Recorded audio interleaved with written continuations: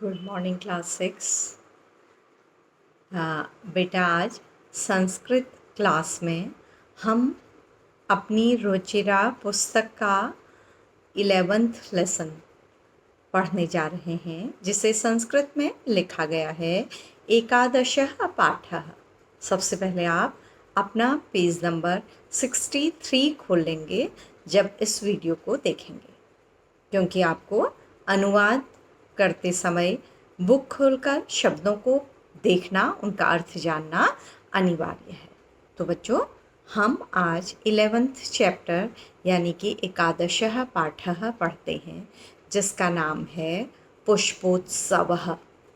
पुष्प और उत्सवः दो शब्दों को मिलकर बना है चैप्टर का नाम। पुष्प मतलब फूल, फ्लावर्स। उत्सव मीन्स फेस्टिवल, तो फूलों का उत्सव, फ्लावर फेस्टिवल। ठीक है।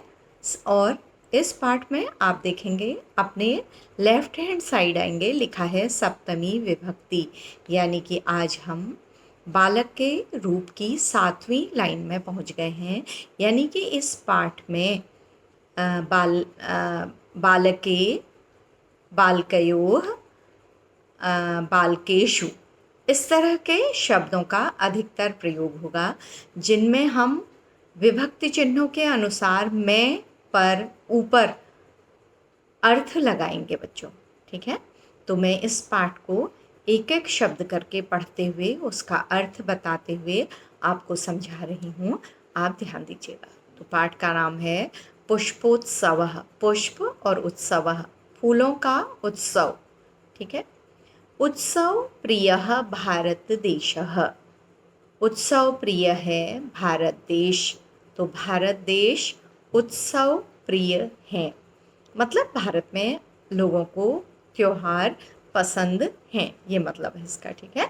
लेकिन आप केवल इतना ही लिखेंगे कि भारत देश उत्सव प्रिय है, या भारत देश वालों को उत्सव अच्छे लगते हैं। फिर अत्र, यहाँ, कुत्रचित, कभी, शस्य उत्सवः भवति।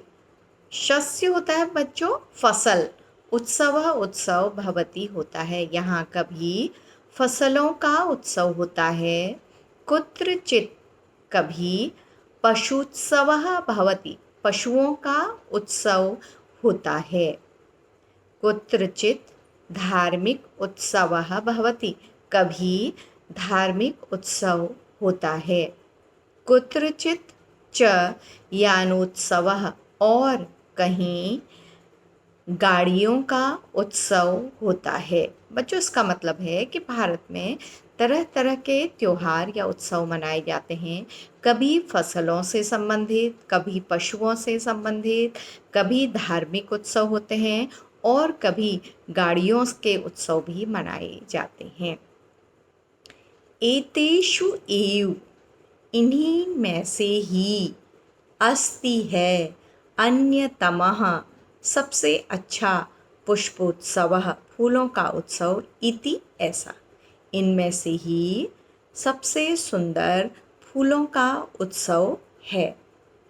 अयम, यह, फूल वालों की सैर, इति नामना प्रसिद्धः अस्ति, यह फूल वालों की सैर इस नामना, नाम से, प्रसिद्धः, प्रसिद्ध, अस्ति, है। तो बच्चों, ये पूरा पैराग्राफ पहले आप संस्कृत में पढ़ेंगे मेरा उच्चारण सुनते हुए, उसके पश्चात एक एक शब्द का हिंदी अर्थ जानेंगे, और उसके पश्चात आप अनुवाद सीखेंगे। लिखित कार्य आपको भेज दिया जाएगा। तो मैं फिर से इस पैराग्राफ की हिंदी पढ़ रही हूँ, आप शब्दों पर ध्यान दीजिएगा। भारत देश उत्सव प्रिय है, यहाँ कभी फसलों का उत्सव होता है, कभी पशुओं का उत्सव होता है, कभी धार्मिक उत्सव होता है, और कभी गाड़ियों का उत्सव होता है। इन्हीं में से एक अत्यधिक सुंदर है फूलों का उत्सव। यह फूल वालों की सैर इस नाम से प्रसिद्ध है। अब इसके बारे में पढ़िए, उत्सव कहाँ होता है। ठीक है। अगले पैराग्राफ में, देहल्याह दिल्ली में, मेहरौली क्षेत्रे, दिल्ली की एक जगह का नाम है, मेहरौली क्षेत्र में, मेहरौली नामक स्थान में, अक्टूबर मासे, अक्टूबर के महीने में, अस्य इसका, आयोजन भवती होता है। दिल्ली के मेहरौली क्षेत्र में अक्टूबर के महीने में इसका आयोजन होता है। मतलब ये कहाँ पर होता है? दिल्ली के मेहरौली क्षेत्र में, ठीक है, मेहरौली नामक स्थान में।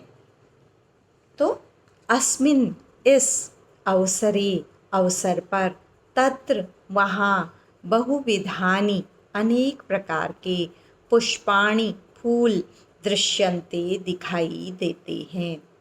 इस अवसर पर वहाँ अनेक प्रकार के फूल दिखाई देते हैं। बच्चों एक एक शब्द पर ध्यान दीजिएगा, आपको आसान लगेगा। परम, लेकिन, प्रमुखम, प्रमुख, आकर्षणम, आकर्षण, तु, तो, अस्ति, है, पुष्प निर्मितानि, पुष्प और निर्मितानि, फूलों से बने हुए, व्यजनानि, पंखे, ठीक है।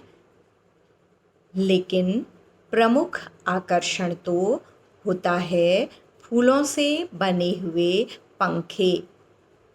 फैन, जैसे आपने देखा होगा जापान में भी बनते हैं बच्चों फैन, हाथ से चलाने वाले फैन जिनसे हवा की जाती है लाइट ना होने पर। तो वो बताया गया है कि इस उत्सव में फूलों से निर्मित पंखे बनाए जाते हैं। फूलों से निर्मित पंखे बच्चों आपने पिक्चर में या किसी रामायण महाभारत के सीरियल में देखा होगा कि राजा को या इस तरह के ईश्वर की को या तो वो जानवरों की पूंछ का पंखा होता है उससे ऐसे हवा की जाती है, या फिर फूलों से बने हुए बड़े बड़े पंखे होते हैं उससे हवा की जाती है, ठीक है।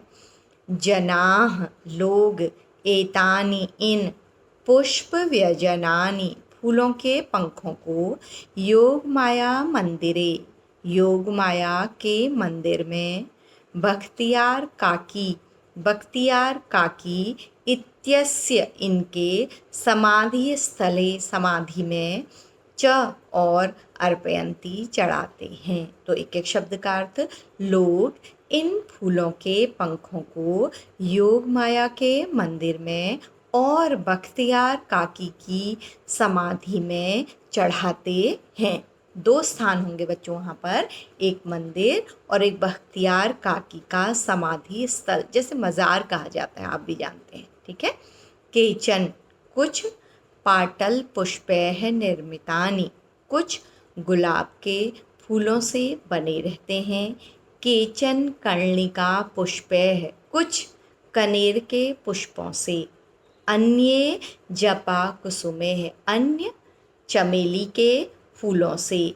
अपरे मल्लिका पुष्पैः, अन्य मल्लिका के फूलों से। इतरे च गेंदा पुष्पैः निर्मितानि व्यजनानि नयन्ति, और अन्य लोग गेंदे के फूलों से बने हुए पंखे लाते हैं। तो बच्चों देखिए किस किस के फूल होते हैं यहाँ पर, ध्यान से देखिएगा। यहाँ जो पंखे आते हैं वो अलग अलग प्रकार के पुष्पों से बने होते हैं, उनके नाम देखिए। कुछ पंखे कनेर के फूलों से, दूसरे गुड़हल के फूलों से, जपा कुसुमे गुड़हल के फूलों से। अपरे मल्लिका पुष्पे, दूसरे चमेली के फूलों से।